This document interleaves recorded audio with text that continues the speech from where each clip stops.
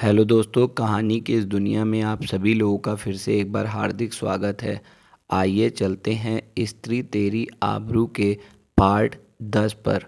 अगले दिन अन्विता पिछले दिन की तरह आज भी ढाबे के कार्यों में पूरे मन से लग जाती है और अपनी बेटी की देख रेख भी किया करती है। ढाबे की मालकिन मेनका अन्विता के हालातों को देखकर अपनी पुरानी एक साड़ी और बच्ची के लिए अपने बेटे के पुराने कपड़े भी दे देती है। अन्विता: अरे नहीं, मैं कपड़े बाजार से ले लूँगी। मेनका: जब तुम इस तरह संघर्ष कर रही हो, मानवता की एक मिसाल बनी हुई हो, तो इसमें तुम्हें कोई शर्म नहीं है? तो फिर कपड़े लेने में कैसी शर्म कर रही हो? जब अगले माह तुम्हें तनख्वाह मिल जाए तो अपने और बच्ची के लिए कपड़े ले लेना। अभी तो ठंड भी काफ़ी है। न जाने कैसा जाहिल आदमी था तुम्हारा जो इस फूल सी बच्ची और तुम्हारी जैसी सुंदर पत्नी को छोड़ दिया।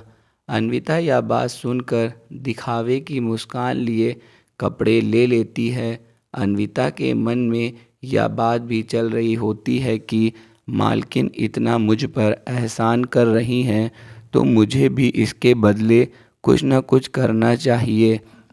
तो वह ढाबे के और भी कार्यों में लग जाती है। इस तरह लगन व मेहनत से कार्य करता देख मेनका व उसका पति सुंदरलाल दोनों खुश हो जाते हैं। अन्विता भी काफ़ी खुश है अपनी बच्ची के संग। भले उसे इस तरह दूसरों के जूठे बर्तन मांजने पड़ रहे हों, साफ सफाई करनी पड़ रही हो, बालक शोभित जो दुनिया के प्रपंच से अभी बहुत दूर है, वह अव्या के साथ दिन भर मस्ती और खेल कूद किया करता है। कभी कभी मेनका भी उसके बच्चे को गोद में ले लेती है। इसी तरह धीरे धीरे करीब 3 वर्ष बीत जाते हैं और एक दिन ढाबे पर आदमी औरत साथ में एक 8 वर्षीय लड़का ढाबे पर खाना खाकर उठ रहे होते हैं। सुंदरलाल: अन्विता देखो, उस टेबल पर बर्तन रखे हैं, उठाओ। अन्विता: हाँ उठाए बोल। नीचे नज़रें झुकाए एक हाथ से कपड़ा लिए और दूसरे हाथ से बर्तन उठाते हुए टेबल साफ कर वापस मुड़ जाती है। तभी वह आदमी और औरत उसकी एक झलक देख अचंभित हो जाते हैं। अन्विता बेटा, तुम यहाँ? अन्विता बिना उनकी ओर देखे कहती है, हाँ, जिंदा रहने के लिए कुछ तो करना ही होगा। आदमी: हाँ, लेकिन इस तरह तुम यहाँ काम नहीं कर सकती हो। इतना धन दौलत किस लिए कमाई है? तुम्हारी ही तो है। अन्विता: अब आप मुझे ये ना बताएं कि मैं क्या कार्य कर सकती हूँ और क्या नहीं।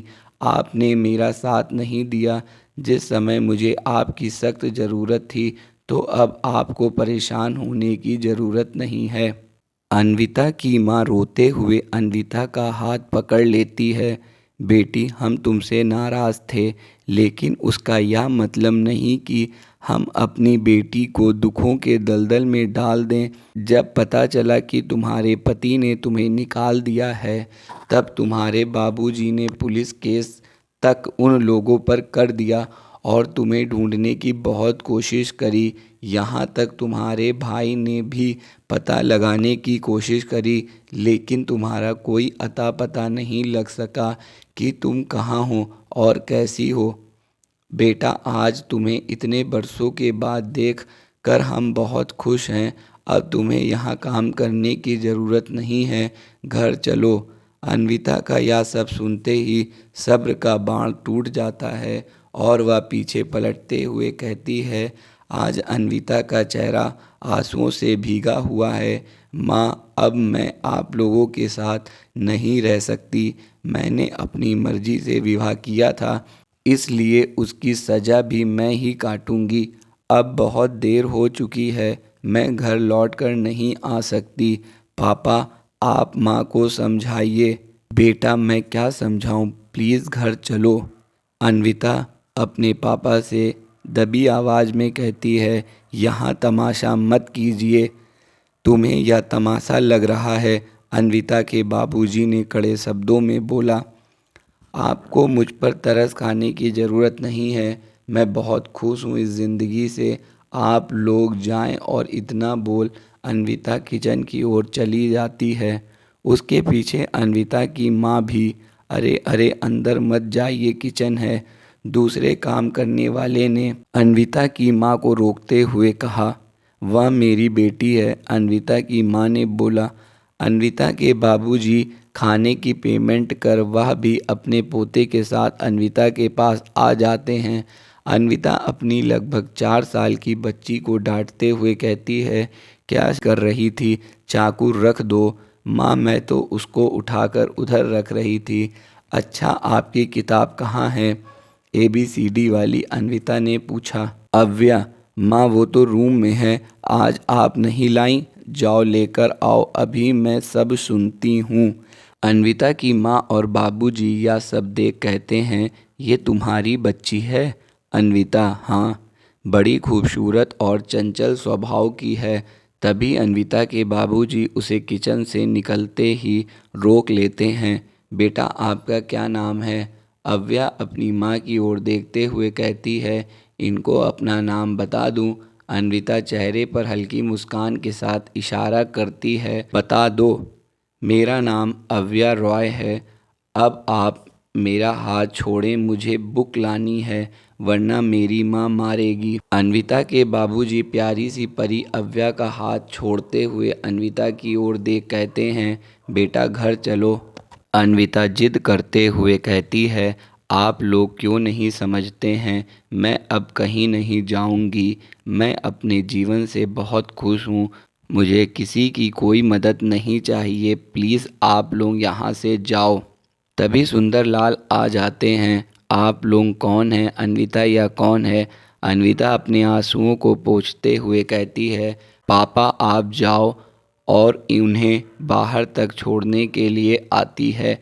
माँ, आप लोग भी खुश रहो। अब अव्या ही मेरी ज़िंदगी है। मैं लौट कर घर नहीं आऊँगी। हाँ, आप लोगों से मिलने ज़रूर आऊँगी। अभी आप जाओ, वरना ढाबे के मालिक मुझ पर गुस्सा करेंगे। अन्विता के बाबूजी और माँ हाथ जोड़ने लगते हैं, बेटा हमें माफ़ कर दो।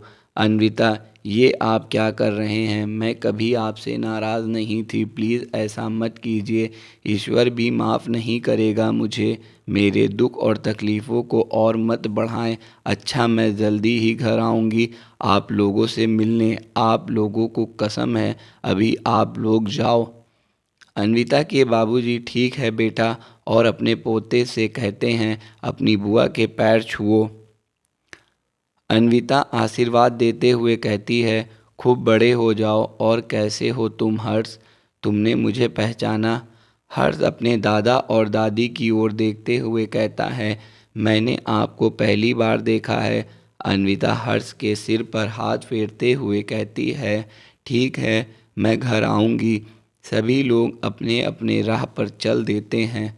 शाम को सुंदरलाल व उनकी पत्नी मेनका अन्विता से कहती है, तुम अपने पिताजी के पास क्यों नहीं चली जाती हो? अन्विता सोचती है क्या जवाब दूं, और इतना ही कह देती है, हाँ मैं जाऊंगी। अन्विता के दिमाग में काफ़ी कुछ चल रहा होता है, और करीब 10 दिन बाद अन्विता को अपनी बेटी की शिक्षा को लेकर चिंता सताए जा रही थी कि कैसे उसकी पढ़ाई लिखाई आगे कुछ हो सके, कुछ कर सकूं। लेकिन व्यक्ति जितना भी सोच ले या कुछ करने की कोशिश करे, लेकिन ईश्वर द्वारा जो रचित है होना वही है। अन्विता के मन में यह बात काफ़ी समय से चल रही होती है कि इस तरह ढाबे पर काम करते रहने से उसकी बेटी की मानसिकता पर भी बहुत असर पड़ेगा, और वह भी कहीं न कहीं उसके साथ जुड़ जाएगी। इसलिए आज अन्विता अपने माँ बाप से मिलने 15 दिन बाद ढाबे और उस कार्य से विदा लेने जा रही होती है। अन्विता मेनका से कहती है, मैं अब यहाँ काम छोड़ रही हूँ। मेनका, क्यों, क्या हुआ? किसी ने कुछ कहा क्या? अन्विता, नहीं नहीं, किसी ने कुछ कहा नहीं। आप लोग तो बहुत अच्छे हो जो मुझे इतने वर्षों तक रहने का मौका दिया।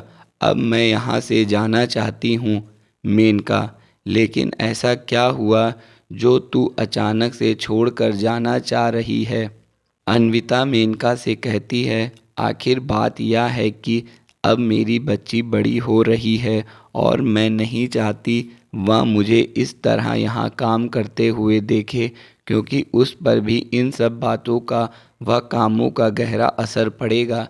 क्योंकि बच्चे अपने माता पिता के आचरण, व्यवहार और कार्यों से ही सब कुछ सीखते हैं।